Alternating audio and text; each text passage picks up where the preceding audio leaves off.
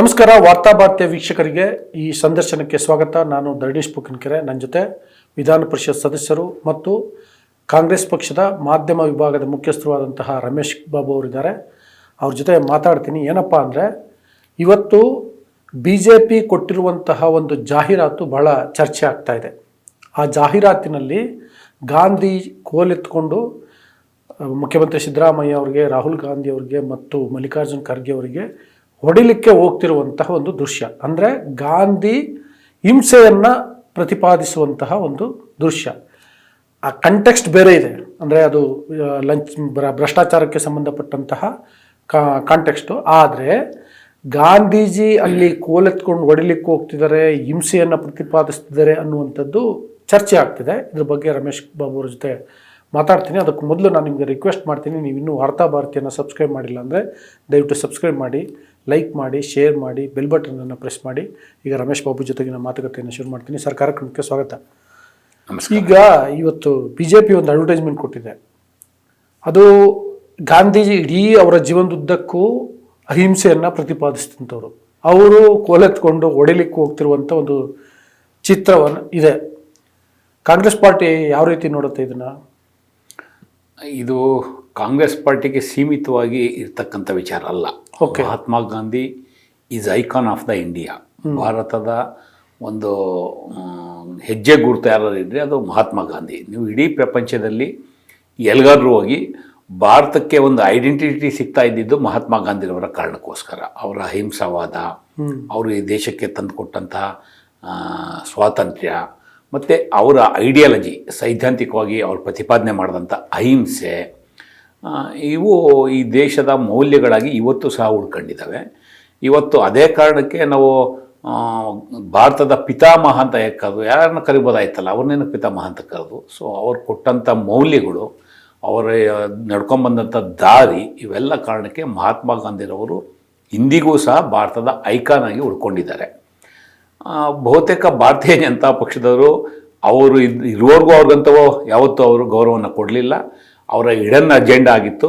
ಅವರು ಮಹಾತ್ಮ ಗಾಂಧಿ ಎಷ್ಟು ಬೇಗ ಹೋದರೆ ಅಷ್ಟು ಬೇಗ ನಾವು ಹಿಂದೂ ರಾಷ್ಟ್ರ ಮಾಡಬೇಕು ಅಂತೇಳಿ ಪ್ರತಿಪಾದನೆ ಮಾಡ್ಕೊಂಬಂದಂಥವ್ರು ಪೂರ್ವಜರು. ಯಾರು ಭಾರತೀಯ ಜನತಾ ಪಕ್ಷದ ಪೂರ್ವಜರಿದ್ದಾರೆ ಅವ್ರು ಮಾಡ್ಕೊಂಬಂದಂಥವ್ರು. ಇವತ್ತು ಗಾಂಧೀಜಿ ಸಿದ್ಧಾಂತವನ್ನು ವಿರೋಧ ಮಾಡ್ಕೊಂಬಂದಂಥವ್ರು ಅವರ ಹೆಸರುಗಳನ್ನ, ಅವರ ಭಾವಚಿತ್ರವನ್ನು ಅಥವಾ ಅವರ ಕಾರ್ಯಕ್ರಮಗಳನ್ನ ವಿರೋಧ ಮಾಡ್ತಾ ಇರ್ತಕ್ಕಂಥದ್ದು ಕಾಣ್ತಾ ಇದ್ದೇವೆ. ಅದರ ಒಂದು ಭಾಗವಾಗಿ ಇವತ್ತು ಮಹಾತ್ಮ ಗಾಂಧಿ ನರೇಗಾ ಕಾರ್ಯಕ್ರಮ ಏನಿತ್ತು ಅದನ್ನು ತೆಗೆದುಬಿಟ್ಟು ಗ್ರಾಮ್ ಅಂತೇಳಿ ಒಂದು ಕಾರ್ಯಕ್ರಮವನ್ನು ತಂದಿದ್ದಾರೆ. ಇದಕ್ಕೆ ಸಂಬಂಧಪಟ್ಟಂತೆ ಕರ್ನಾಟಕದಲ್ಲಿ ನಾವು ಈಗಾಗಲೇ ವಿಧಾನಸಭೆಯಲ್ಲಿ ಒಂದು ನಿಲುವಳಿಯನ್ನು ಅಂಗೀಕಾರ ಮಾಡಿದ್ದೇವೆ.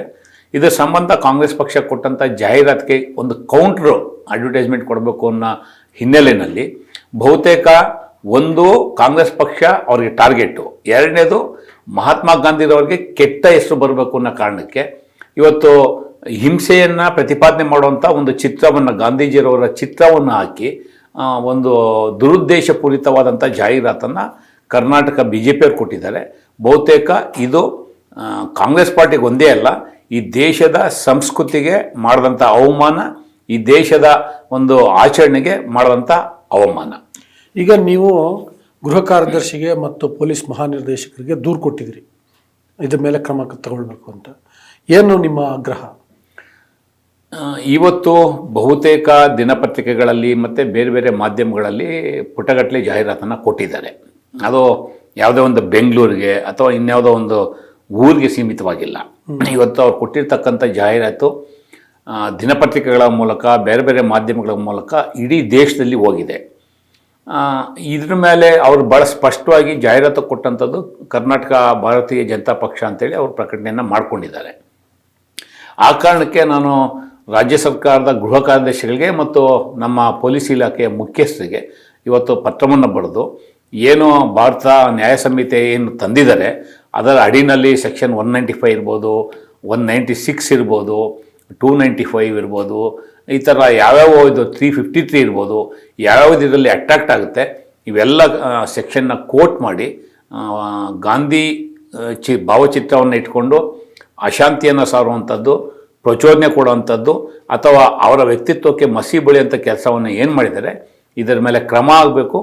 ಯಾರು ಕಳಂಕಿತರು ಅಂದರೆ ಆರೋಪಿತರಿದ್ದಾರೆ ಅವ್ರಿಗೆ ಮೇಲೆ ಕ್ರಮ ಕೈಗೊಳ್ಳಬೇಕು ಅಂತೇಳಿ ಇವತ್ತು ನಾನು ಪೊಲೀಸ್ ವರಿಷ್ಠರಿಗೆ ಸಾಮಾನ್ಯ ಗೃಹ ಕಾರ್ಯದರ್ಶಿ ಅವರಿಗೆ ಪತ್ರವನ್ನು ಬರೆದಿದ್ದೇನೆ. ಯಾಕೆಂದರೆ ಇಡೀ ರಾಜ್ಯದಲ್ಲಿ ಎಲ್ಲೆಲ್ಲಿ ದೂರುಗಳನ್ನ ಕೊಡ್ತಾರೆ ಸಾರ್ವಜನಿಕರು, ಆ ದೂರುಗಳನ್ನ ರಿಜಿಸ್ಟರ್ ಮಾಡ್ಕೊಂಡು ಭಾರತೀಯ ಜನತಾ ಪಕ್ಷದ ನಾಯಕರ ಮೇಲೆ ಪ್ರಕರಣ ದಾಖಲಿಸಬೇಕು ಅನ್ನೋ ಹಿನ್ನೆಲೆಯಲ್ಲಿ ಮತ್ತು ಮಹಾತ್ಮ ಗಾಂಧಿರವ್ರಿಗಿರ್ತಕ್ಕಂಥ ಒಂದು ಗೌರವವನ್ನು ಸಂರಕ್ಷಣೆ ಮಾಡಬೇಕು ಅನ್ನೋ ಕಾರಣಕ್ಕೆ ಈ ದೂರನ್ನು ಕೊಟ್ಟಿದ್ದೇನೆ. ನೋಡಿ, ಈಗ ನೀವು ದೂರು ಕೊಟ್ಟಿದ್ದೀರಿ. ಯೂಶ್ವಲಿ ನಮ್ಮ ವ್ಯವಸ್ಥೆಯಲ್ಲಿ ದೂರು ಕೊಟ್ಟರೆ ಏನಾಗುತ್ತೆ, ಅವತ್ತಿಗೆ ಚರ್ಚೆ ಆಗುತ್ತೆ, ಆಮೇಲೆ ಸುಮ್ಮನೆ ಹೋಗ್ಬಿಡುತ್ತೆ, ಅನ್ಲೆಸ್ ಭಾಳ ಸೀರಿಯಸ್ ಆದಂಥದ್ದು ಅಲ್ಲದೆ ಇದ್ದರೆ. ನೀವು ಇದನ್ನು ಫಾಲೋಅಪ್ ಮಾಡಿ ಏನಾದ್ರು ಒಂದು ಲಾಜಿಕಲ್ ಎಂಡಿಗೆ ತೊಗೊಂಡೋದ್ರೆ ಓಕೆ, ಅದರ್ವೈಸ್ ಇದು ಒಂದು ದೂರ ಆಗಿ ಉಳ್ಕೊಳ್ಳುತ್ತೆ ಅಷ್ಟೇ ಅಲ್ಲ. ಇಲ್ಲ, ಆ ಥರ ಅಲ್ಲ. ಇದು ವ್ಯಕ್ತಿಗತವಾಗಿ ನಾವು ದೂರು ದಾಖಲು ಮಾಡೋದಕ್ಕೆ ಕಾನೂನಲ್ಲಿ ಇರೋಂಥ ಅವಕಾಶದಲ್ಲಿ ನಾನು ದೂರನ್ನು ಕೊಟ್ಟಿದ್ದೇನೆ. ಓಕೆ. ಅದೇ ಸಂದರ್ಭದಲ್ಲಿ ನಮ್ಮ ಪಕ್ಷದ ಮುಖಂಡಗಳ ಒಂದು ಸೂಚನೆ ಮೇರೆಗೆ ಇಡೀ ರಾಜ್ಯದಲ್ಲಿ ನಮ್ಮ ಪಕ್ಷದ ಕಾರ್ಯಕರ್ತರು ಎಲ್ಲೆಲ್ಲಿ ಯಾರು ಇದನ್ನು ಫೀಲ್ ಮಾಡ್ತಾರೆ, ನಾಟ್ ಓನ್ಲಿ ಕಾಂಗ್ರೆಸ್ ಪಾರ್ಟಿ, ಸಾಮಾಜಿಕವಾಗಿ ಚಿಂತನೆ ಮಾಡುವಂಥವ್ರು ಯಾರು ಇದನ್ನು ಗಾಂಧಿರವರ ಒಂದು ವ್ಯಕ್ತಿತ್ವಕ್ಕೆ ಮಸಿ ಬಳಿಯುವಂಥ ಕೆಲಸ ಆಗಿದೆ ಮತ್ತು ಸಮಾಜದಲ್ಲಿ ಶಾಂತಿಯನ್ನು ಕದಡುವಂಥ ಪ್ರಯತ್ನಕ್ಕೆ ಅವಕಾಶವನ್ನು ಕೊಟ್ಟಿದ್ದಾರೆ ಅಂತ ಯಾರು ಭಾವನೆ ಮಾಡ್ತಾರೆ ಅವರೆಲ್ಲರೂ ಸಹ ದೂರು ಕೊಡೋದಕ್ಕೆ ಅವಕಾಶ ಇದೆ. ಕಾಂಗ್ರೆಸ್ ಕಾರ್ಯಕರ್ತರು ಸಹ ಯಾರಾದರೂ ಇದ್ರ ಬಗ್ಗೆ ಆಸಕ್ತಿ ಇದ್ದರೆ ಅವರವರ ಸ್ಥಳದಲ್ಲಿ ದೂರು ಕೊಡ್ಬೋದು ಅಂತೇಳಿ ಈಗಾಗಲೇ ಸೂಚನೆಯನ್ನು ಕೊಟ್ಟಿದ್ದೇವೆ.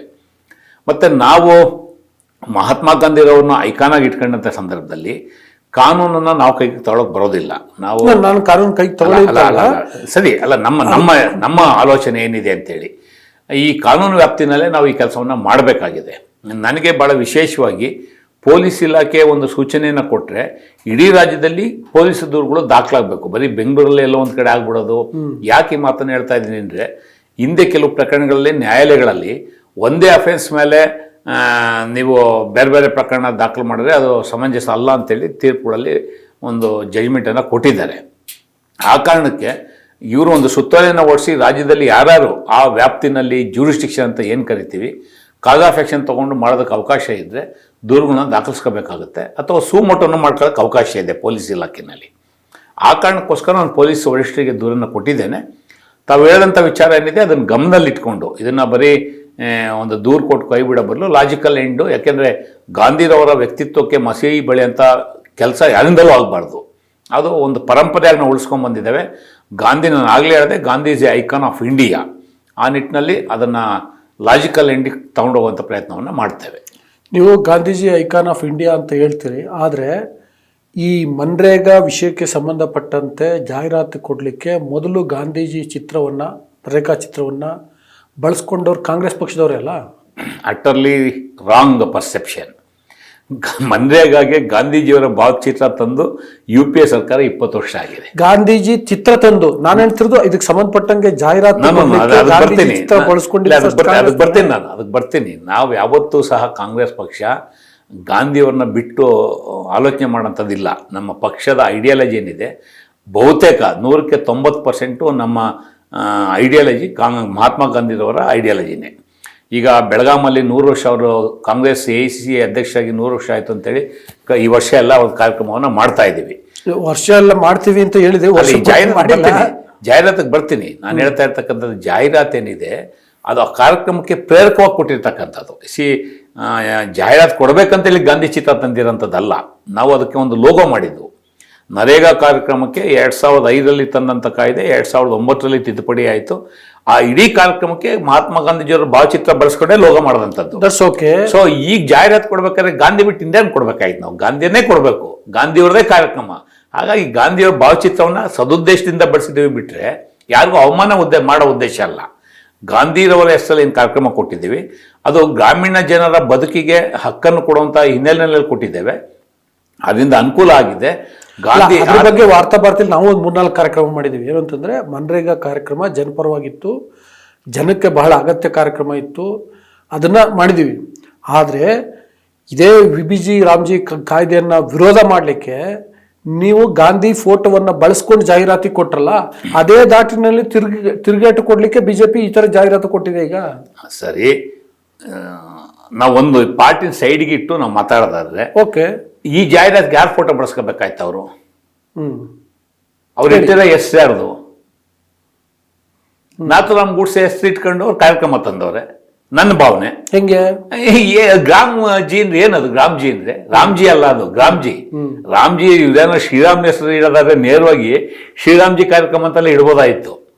ಸೊ ಮಹಾತ್ಮ ಗಾಂಧಿ ಹೆಸರು ತೆಗೆದು ನಾಥೂರಾಮ್ ಗೋಡ್ಸೆ ಹೆಸರು ತರಕ್ಕೋಸ್ಕರ ನಾಥೂರಾಮ್ ನೇರವಾಗಿ ಹೆಸರು ಇಡೋದು ಬೇಡ ಅಂತೇಳಿ ಗ್ರಾಮ್ ಅಂತ ತಂದವ್ರೆ. ಗೋಡ್ಸೆ ರಾಮ್ ಹೆಸರನ್ನ ಇಟ್ಕೊಂಡಿದ್ದಾರೆ.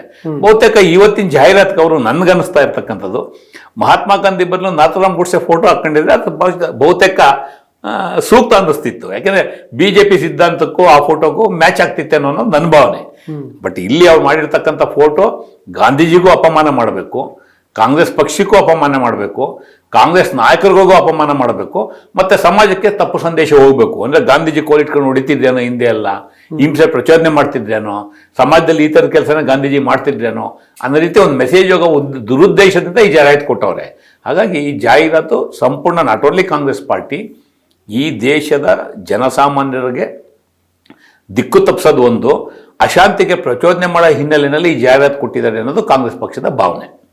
ಓಕೆ, ಈಗ ಅವರು ಬಿ ಜೆ ಪಿಯವರು ಗಾಂಧಿನ ಆಪ್ ಮಾಡ್ಕೋಬೇಕು ಅಂತ ಏನೇನೋ ಟ್ರೈ ಮಾಡ್ತಿದ್ದಾರೆ. ಬಟ್ ಇದು ಮಿಸ್ಫೈರ್ ಆಯ್ತಾ ಅಥವಾ ನೀವು ಹೇಳ್ದಂಗೆ ದುರುದ್ದೇಶಪೂರಿತವ ಏನೋ ಗೊತ್ತಿಲ್ಲ. ಬಟ್ ನೀವು ನಾಥೂರಾಮ್ ಗೋಡ್ಸೆ ಫೋಟೋ ಹಾಕ್ಬೇಕಿತ್ತು ಅಂದ್ರಲ್ಲ, ಹಂಗೆ ಹಾಕಿದ್ರೆ ಸರಿ ಇರ್ತಿತ್ತ? ನಾನು ಲಾಜಿಕಲ್ ಆಗಿ ನಾನು ಆ ಪದ ಬಳಕೆ ಮಾಡ್ತೀನಿ.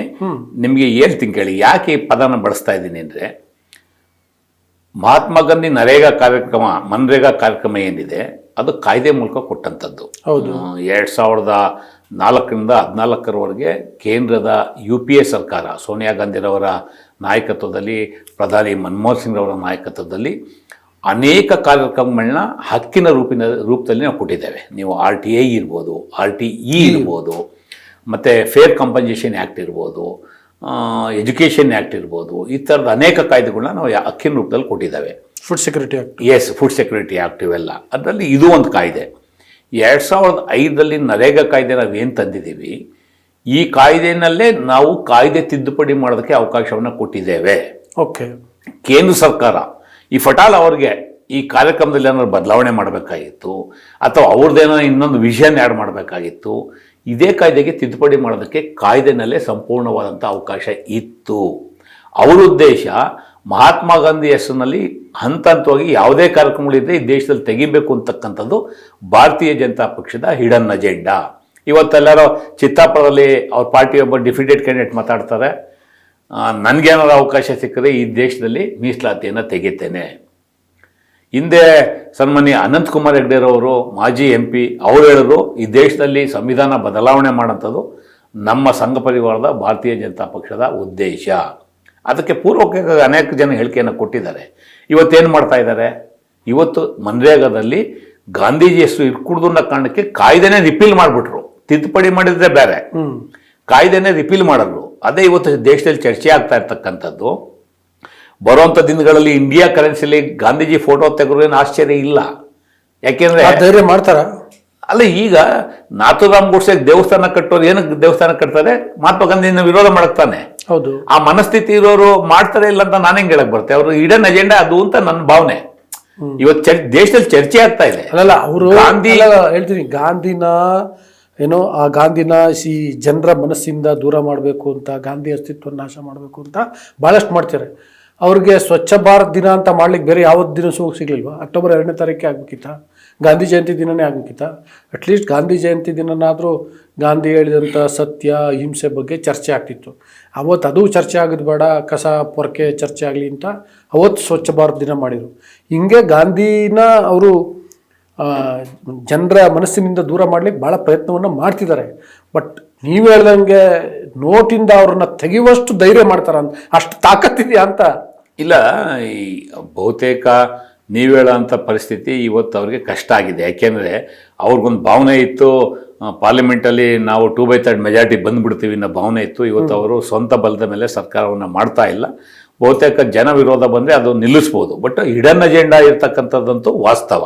ಮತ್ತು ಭಾಳ ವಿಶೇಷವಾಗಿ ಕೇಂದ್ರದಲ್ಲಿ ಅಧಿಕಾರಕ್ಕೆ ಬಂದ ನಂತರ BJP ಸುಮಾರು 27 ಕಾರ್ಯಕ್ರಮಗಳು, ನಾವು ಹಿಂದೆ ಕಾಂಗ್ರೆಸ್ ಸರ್ಕಾರದಲ್ಲಿ ಏನೇನು ಕಾರ್ಯಕ್ರಮ ಕೊಟ್ಟಿದ್ವು ಅದೇ ಕಾರ್ಯಕ್ರಮನ ಇವ್ರು ಕಂಟಿನ್ಯೂ ಮಾಡ್ತಿದ್ದಾರೆ. ಬಟ್ ಹೆಸರುಗಳು ಬದಲಾವಣೆ ಮಾಡ್ಕೊಂಡು ಬಂದಿದ್ದಾರೆ. ಸೊ ಅದು ಮುಂದುವರೆದ ಭಾಗ ಇವತ್ತು ಮನ್ರೇಗಾ ತೆಗೆದುಬಿಟ್ಟು ಗ್ರಾಮ ಕಾರ್ಯಕ್ರಮ ಅಂತ ಕೊಟ್ಟಿರ್ತಕ್ಕಂಥದ್ದು. ಹಾಗಾಗಿ ಅವ್ರ intention it is very clear. Hidden agenda ಹಂತ ಹಂತವಾಗಿ ನೀವು ಮೀಸಲಾತಿ ತೆಗಿಯೋಂಥದ್ದು, ಪ್ರೈವೇಟೈಸೇಷನ್ ಮಾಡೋಂಥದ್ದು, ಗಾಂಧಿ ಹೆಸರು ತೆಗಿಯೋಂಥದ್ದು, ಈ ಥರದ ಕಾರ್ಯಕ್ರಮಗಳನ್ನ ಅನೇಕ ಕಡೆ ಮಾಡ್ಕೊಂಬರ್ತಾ ಇದ್ದಾರೆ. ಅವ್ರಿಗೆ ಅವಕಾಶ ಸಿಕ್ಕಿದ್ರೆ ಮಾಡ್ಬೋದೇನೋ, ಅದನ್ನು ಸಂಪೂರ್ಣವಾದಂಥ 2/3 ಮೆಜಾರಿಟಿ ಸಿಕ್ಕಿದ್ರೆ ಅದನ್ನು ಮಾಡ್ಬೋದು. ಬಟ್ ಅವ್ರ ಇಡನ್ ಅಜೆಂಡಾದಲ್ಲಂತೂ ಇಂಥ ಕ್ರಮಗಳು ಇದ್ದಾವೆ.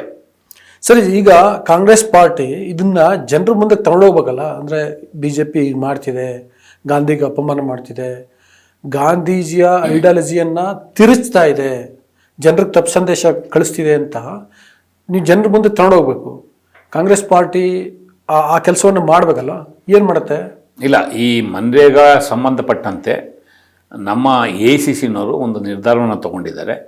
ಅದನ್ನು ಏನು ಸ್ಥಳೀಯವಾಗಿ ನಾವು ಬ್ಲಾಕ್ ಕಾಂಗ್ರೆಸ್ಸಿಂದ ಹಿಡಿದು AICCವರೆಗೆ, ಡೆಲ್ಲಿವರೆಗೆ ಅದನ್ನು ಒಂದು ಟೈಮ್ ಟೇಬಲ್ ಅಂದರೆ ಒಂದು ಚಾರ್ಟ್ ಕೊಟ್ಟಿದ್ದಾರೆ. ಯಾವಾಗ ಏನೇನು ಕಾರ್ಯಕ್ರಮ ಮಾಡಬೇಕು, ಬ್ಲಾಕ್ ಕಾಂಗ್ರೆಸ್ಸಲ್ಲಿ ಏನು ಕಾರ್ಯಕ್ರಮಗಳಾಗಬೇಕು, ಜಿಲ್ಲಾ ಮಟ್ಟದಲ್ಲಿ ಏನಾಗಬೇಕು, ಅದಾದಮೇಲೆ ರಾಜ್ಯ ಮಟ್ಟದಲ್ಲಿ ಏನಾಗಬೇಕು, ಮತ್ತು ಲೋಕಲ್ ಬಾಡೀಸಲ್ಲಿ ನಾವೇನು ಮಾಡಬೇಕು, ಸಂಘಟನೆ ಅಂದರೆ ಗಾಂಧೀಜಿಯವರ ಕಾರ್ಯಕ್ರಮ ಉಳಿಸೋ ನಿಟ್ಟಿನಲ್ಲಿ ಏನು ಮಾಡಬೇಕು, ಕೇಂದ್ರದಲ್ಲಿ ಯಾವ ರೀತಿ ಪ್ರತಿಭಟನೆ ಮಾಡಬೇಕು ಅಂತೇಳಿ ಟಿಲ್ ಎಂಡ್ ಆಫ್ ಫೆಬ್ರವರಿ ಕಾರ್ಯಕ್ರಮಗಳನ್ನ ಕೊಟ್ಟಿದ್ದಾರೆ. ಈಗಾಗಲೇ ಕೆಲವು ಆಗಿದೆ.